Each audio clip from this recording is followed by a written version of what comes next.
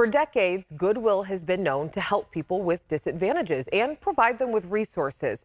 But what happens when the person at the top is accused of stealing from the very business that is meant to help the less fortunate?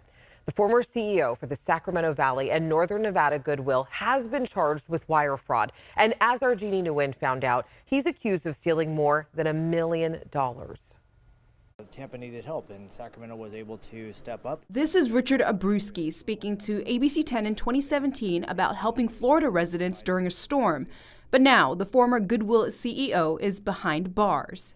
The Sacramento District Attorney took the information from Goodwill Sacramento and turned it over to the U.S. Attorney's Office, Department of Justice, that led to today's charges against Mr. Abrusci. Abrusci was the CEO for Goodwill Industries of Sacramento Valley and Northern Nevada and is now being accused of pocketing $1.4 million.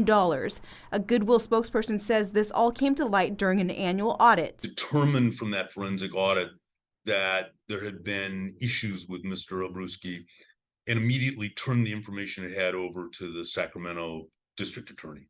From there, the U.S. Attorney's Office picked up the case and found Abrusci created a fake business named Resolution Arrangement Services.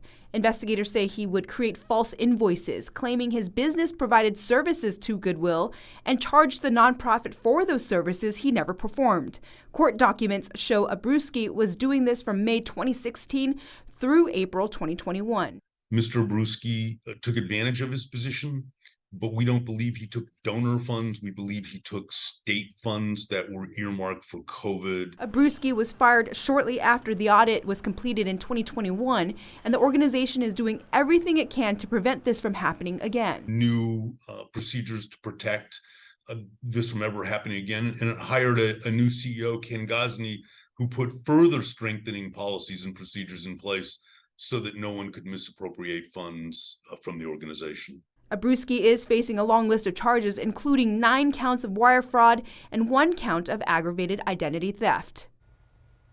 And Jeannie joins us now. Now, we know Abrusci was booked into the Sacramento County main jail today.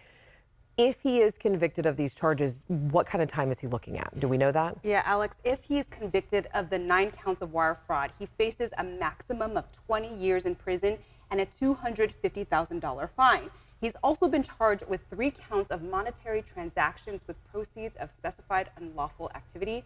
If convicted, he can face a maximum of 10 years in prison and a $250,000 fine as well. Now, there's also an additional 2 years in prison if he's found guilty of the identity theft charges.